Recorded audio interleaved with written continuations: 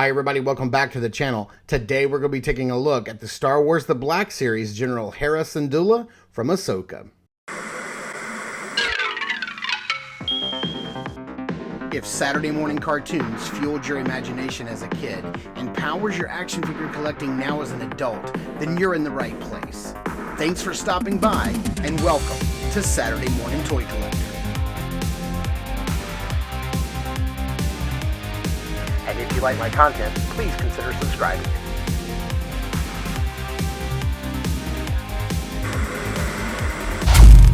Alright, taking a closer look at the packaging here, we do have that open style plastic packaging. It does say Ahsoka General Hera Syndulla. This artwork looks really nice. That artwork actually does look like Mary Elizabeth Winstead. And that's really cool. I would say that that artwork looks more like her than the figure does. There are some angles with this figure it looks perfect, but not a lot. Set after the fall of the Jedi, blah, blah, blah, blah, blah, blah, blah. We know we're not getting character-specific write-ups for Ahsoka at this point. We're just getting generic ones. So let's get her opened up and take a closer look. All right, starting off with her accessories, the one and only accessory she comes with is this nice little blaster, but boy, there is lots of paint apps on here. There's some bronze color paint, some gold color paint, some silver. There are 3 paint applications on this little blaster, and that's insane. I really dig this figure so much, even though, do these move? Do they rotate down? These are a separate piece. Do these rotate? Okay, they do not rotate, but because they are separate, you can actually pull them down in front of her face. And let's see what happens if I let go. Hey, they actually stay there. That's really cool. So the side pieces do not move, but you can tilt them down over her eyes if you want, or just leave them up all the time. I would say that in some poses, she does look like Mary Elizabeth Winstead. In some, she does not. Look at the tattoo detail on her tails. The paint apps on her jacket are insane. They look so good. That little patch there, her little packet of throat lozenges if she gets sick. And then Sabine's little patch there. Man, just the detail here is insane. Man, I am in love with this figure. It looks so good. Have a little holster here on the side, and let's see how that blaster goes in there and see how that fits.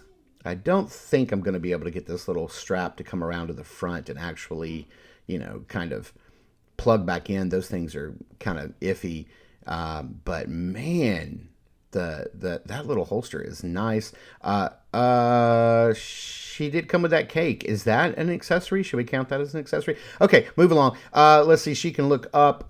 No, at all. Just not happening. She can look down that far forward. Of course, nice head bobble because we have that 2-point neck head articulation set up, which I really dig. The arms can go all the way out to the side. She can hit that T-pose, no problem. Looking really, really nice.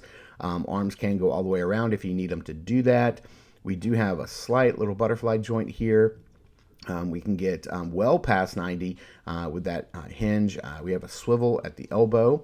Let's see here. The hands, I can't tell if they have a horizontal or Oh, the hands are on a ball joint. Okay, all right. The hands are on a ball joint. That's really, really cool. So there is no vertical or horizontal movement to deal with. I kind of dig that. We do have that single point of articulation at the waist. She can only bend forward that far and back that far. The legs can go forward that far, which is really nice, and back that far, out to the side that far, which is really nice. A little bit of rotation at the top, but no upper thigh cut. She does have a little bit past 90 on that bend and swivel at the knee, and then a hinge and a rocker for foot articulation. So let's get this blaster in her hand and see how she poses up, because man, this is a really cool figure and I am loving the detail here. All right, let's get her into some lighting and into some backgrounds and see how she poses up. And I got to tell you, when I first saw the renders for this figure and Sabine, I was kind of lamenting the fact that they didn't have upper thigh cuts, and I was like, is Hasbro, sort of like skimping out on articulation here? I guess some figures just don't call for it. They just don't need it. Maybe she doesn't need it, but man, I got to tell you, all of that aside, This is probably one of my favorite Black Series figures that I've received this year. And it's odd that she's the last one that I review for the entire year. She looks great. The colors are amazing. The jacket, the tampos, the colors, everything about this is just absolutely gorgeous. Yes, there are some cases where like you can get her in a certain, you tilt that head in a certain way and she doesn't look like the actress. She doesn't look like Mary Elizabeth Winstead. But there are some where you can rotate it, and she does. But she looks great overall. I'm willing to overlook that slight hiccup because this is a fantastic figure, and boy, one to go out with a bang on. So thank you guys so much for tuning in and watching not just this video, but the entire year. This is my last review of 2023. You guys have been here throughout the entire year for me, and I could not thank you more. Thank you guys so much for tuning in and watching.